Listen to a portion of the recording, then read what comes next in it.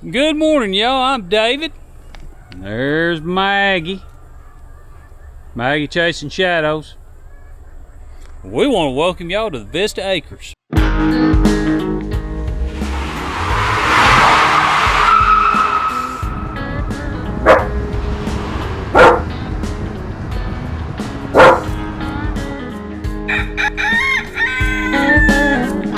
Welcome to the Vista Acres Homestead. Okay, y'all, there has been a bunch of changes. I've been saying for the last 2 or 3 weeks we was gonna get everything moved around. We was gonna do some chicken shuffling. Yeah, we had to do some chicken shuffling. We had a bunch of chicken shuffling going on. But these have been shuffled. We gotta get the chores done this morning. These are the silkies that Angie had up there. Her niece, Carrie, brought the 2 roosters. You can hear them down there crowing. Of course, Maggie being Maggie. And there's the little hen that I'd taken up there and put in isolation because she was a little bit sick. I'm going to get them another water. That's just not going to be enough water for them. But they're in our new coop that we'd got from a gentleman down the road. Really great guy. And we got that from him, so Angie put them in here.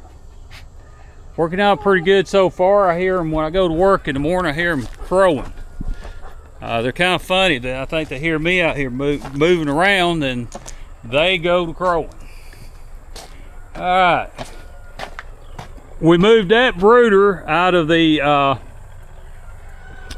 chicken house, and we put all the turkeys, the royal palm turkeys, we put them in with the American breasts. I'll show you that here in just a second. I'll show y'all my new farm truck. Yeah, F350. I think it's an 83 model. It's in pretty decent shape. I'm gonna try to get it running one day. A lot of projects when I retire. A lot of projects. All right, y'all, like I say, I hadn't been up here this morning to look at them. I had to, first thing, I went and got that sauce. I ain't been up here yet, but everything looks like it's stirring around pretty healthy. They're gonna need food. I can see it's empty from here. There's one of the turkeys. See why I put that on them cups? That's what them birds will do, is try to roost on them cups. Crazy birds. So, yeah. So we're gonna come up here and get them fed. Looks like it's gonna go to rain. I think it's supposed to rain this evening. All right, these, we put all the ices in here. The chicks, the grown ones, and you see the grown ones are picking on the chicks. The chicks are having to stay inside the house there or under this building here, or this brooder. I was going to take it out, but I guess I better leave it in there until them chicks get big enough to take up for themselves. That's the only problem with these ices. You just can't mix them.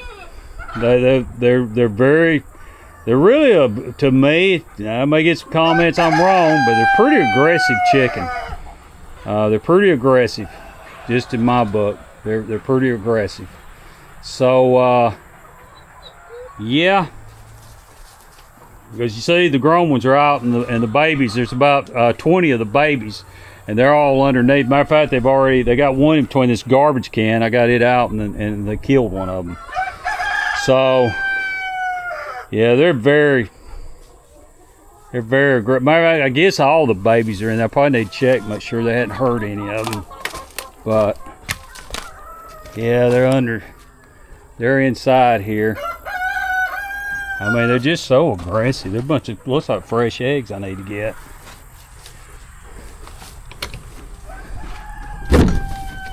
See, look here, right there they all are.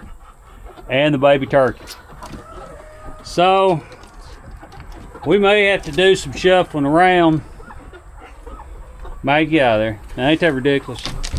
That them hens, them old mean hens, are doing that. So maybe time to get rid of them. Alright. Alright, so let's check the babies. Yeah, they're all doing good. That's interesting. This white one has turned more of a gray. Anybody that's been watching the channel knows that he's been white. Look how much bigger he is than that other one. I mean, he's just outgrown that other one like leaps and bounds. I don't know why he does that mouth thing. Crazy, but boy, at the pretty, all the chicks are still alive. They're doing good. Babies watch the videos. They can see their baby chicks they hatched are doing pretty good. So, yep. They got water, but they're gonna need some food. So that's a good thing. All right. Do like that brooder. It's a nice brooder.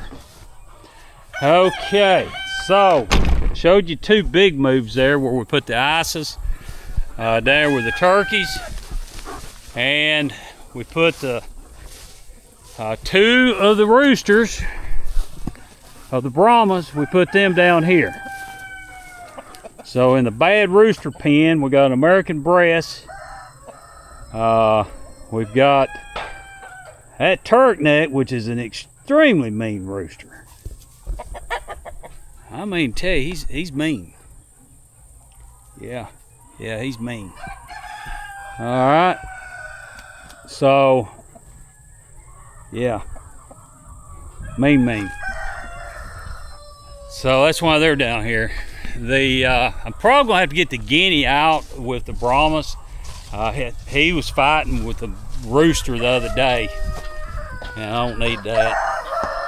These Brahmas are doing good. Their parents, as you just seen in the brooder, really proud of that. So I had my doubts on that. Okay, we had to take the two hens out of here because they was picking on these. Believe it or not, he don't pick on them, which he did pick on them, but I put him down there with the roosters and that didn't work out well for him. So after about 4 hours with the roosters, he had a little attitude adjustment. He decided he wasn't gonna pick on the babies. So yeah, he's a good rooster now. It's amazing, ain't it? These are doing pretty good. Like I said, we got some of the roosters out, and had to. We was losing hens. I think we've lost 3 hens. Just too many roosters. So yeah, I gotta get that guinea out. You see him when he crowed? So yeah, the guinea's gotta go. We gotta get rid of the guinea. Yeah, he was fighting him like they was fighting like chickens fight. So yeah, the guinea's gotta go, y'all. The garden is done. Yeah, it's done. Probably next video on the garden will be me turning it under. All right, so we moved these chickens, which was over there with the ices. They're in here. These are supposedly all chocolate Morans. That's what these are supposed to be. I would probably, when I sell them, I will probably sell them as mixed. Maggie, stop. I'll probably sell them as mixed. They're Morans, I think, but I don't think they're all chocolate Moran. I don't think these two. I bought at Tractor Supply years ago. He's a chocolate Moran, but I don't think they are, because every one of his hens hatch out like these two. They always. I've yet to have a hen hatch like these two hens look. They always hatch like these two. Yeah, always do. Never fails. All right, so how are these doing? All right, there's your two lavenders, your two mean lavender hens. Put them in here with them. They're getting along good. This is working out. This is working out. Yeah, and then the ones that was down with Cain, all them came up here. So that's what I've got in here. Kind of a mix max. And then the one rooster that the American breast had about killed. He's looking good. He's really come together. I'll probably never be able to put him in there. I can forget that. And then here I've got 2 toms together, and got an old hen sitting in there. So this has worked out okay. Yeah, this has worked out all right. This is probably one of the best out of the whole chicken swapping thing. This was probably the best scenario. That was probably the best scenario out of the whole deal. Yeah, I think we're supposed to get rain this afternoon, and it is supposed to cool down this week. Man, woo, we're looking forward to it. I can get back started on the house. Angie's foot, update on it. Her foot, it got bad enough she had to go to the doctor and she had to go get it x-rayed. Have not heard back from the x-rays, which I think is a little bit ridiculous. It was been about 2 days ago she had it done. But she did have fever in the foot. So she's on a high power antibiotic now to try to get it well. And so it's swollen up. Y'all keep her in your prayers. We've had to slow down on the house build because of the foot.